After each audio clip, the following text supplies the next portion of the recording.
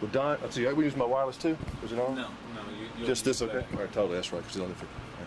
Well, Don, you have the best seat in the house, I think, next to the driver. Well, I'll tell you, it's if you can't see what's going on in here, you can't see what's going on anywhere. The biggest choice is which picture to let the people at home see. And which picture do you normally try to let them see? Is there like one camera or two cameras that are used more than others? Because this kind of overloading here almost.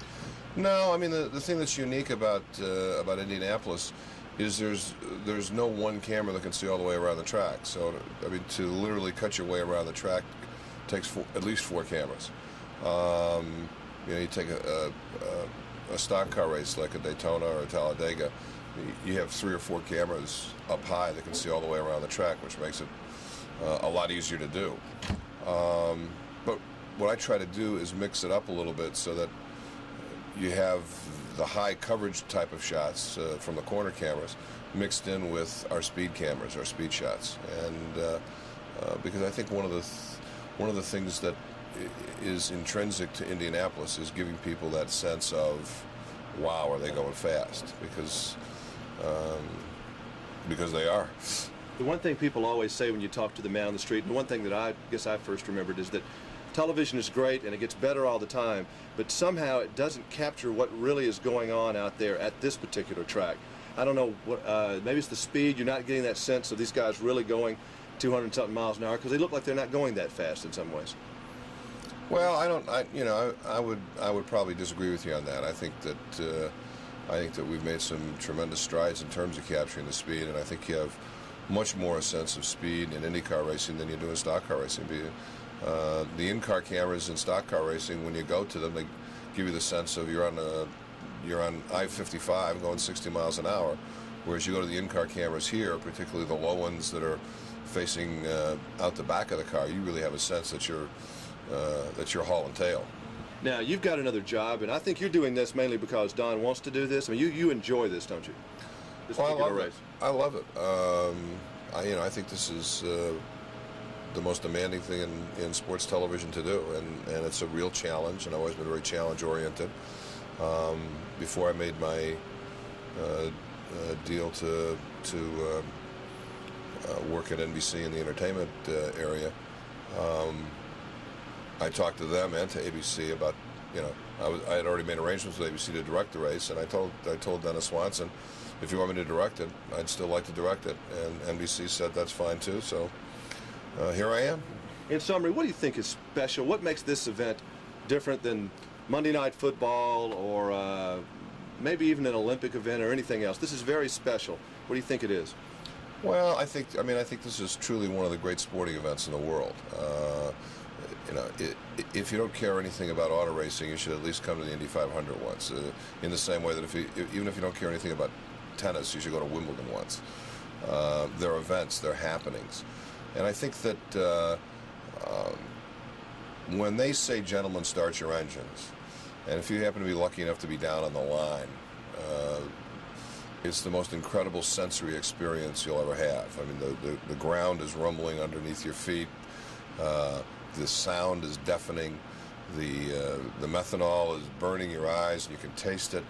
And all you see is this unbelievable wave of color between the cars and the 400,000 people in the stands standing up and cheering. I mean, it is just a moment that, if you ever experience it, you'll never forget it for the rest of your life. And I think that was my first introduction here in 1967, and I've always loved this place. It's just it's tradition. It's a sense of being on the edge.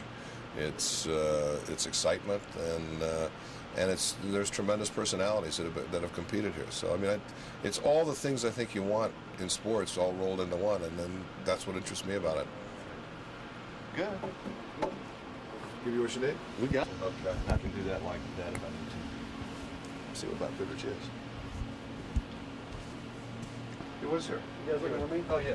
Okay. We'll be there. He's hiding. How many people were on the crew, sports crew for this? Let me take folks in. What's the weather forecast like?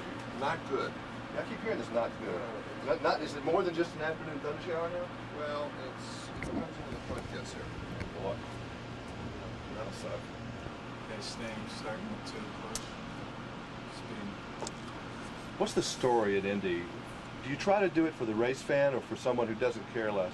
We try to do it for the race fan, but back off from that maybe 20%, so that we give the casual viewer some knowledge, but we don't make the race fan feel like, give me a break.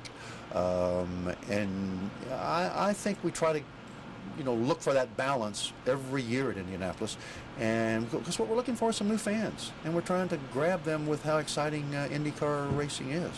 This is almost like an Olympic event in that it's so big, there's so much going on, it's a 3-ring circus, there's so many stories to tell. Is it almost like you have too much information so you can boil it down, but a little bit of overloading at times? I think it used to be that way. I think I've tried to impress upon the announcers, and I know impress upon my own brain that you can't do everything, that you can't prepare for everything, that what's going to happen here Sunday is there are going to be some stories that no one ever thought about.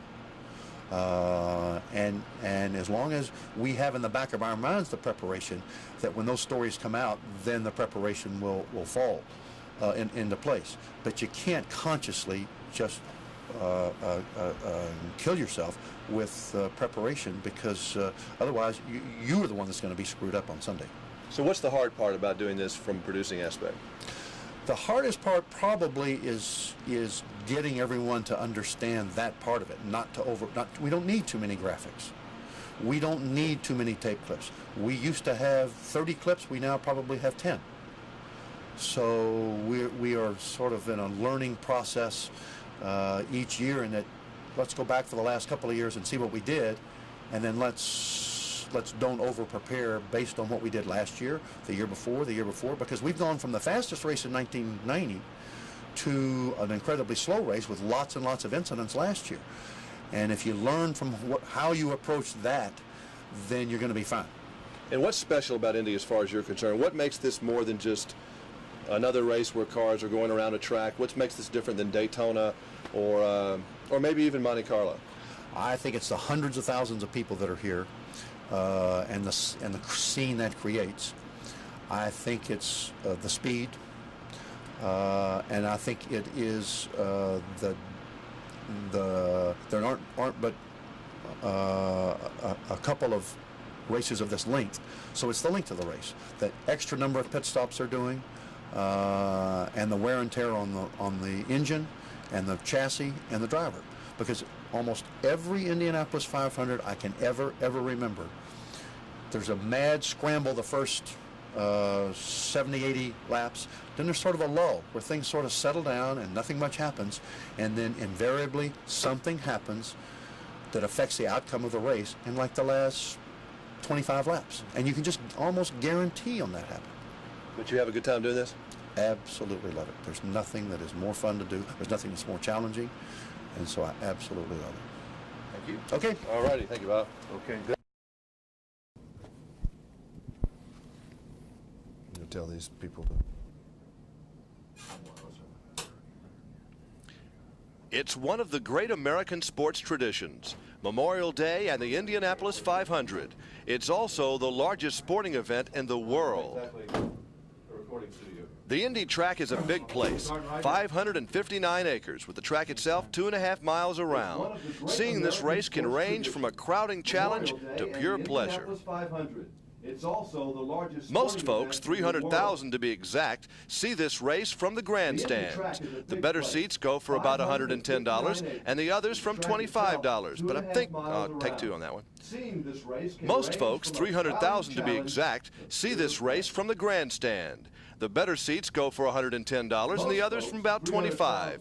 But basically, I think someone has to die before you can get one. Most folks, 300,000 to be Arguably the best view from Indianapolis would be right here, inside the ABC truck. The folks at ABC have 42 cameras all over the place. Director Don Ohlmeyer. And that's it for me. Check it, please, Jimmy. Most folks, 300,000 to be exact, see the race from these grandstands. The better seats go for a little over $100, and the others from $25. But I think somebody has to die before you can get one. Okay, that's the better one of that. The best view of Indy would be right here, inside the truck ABC uses. The ABC folks have 42 cameras all over the place, and this is the up-close and personal view you can get only if you're in one of the car. Oh boy, we didn't have that. We don't have an in-car camera shot because that's an ABC shot. So I got to change that little line there. Let's see. Pause that for a second. Let me.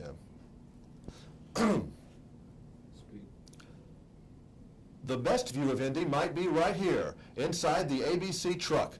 The folks at ABC have 42 cameras all over the place. Director Don Ohlmeyer.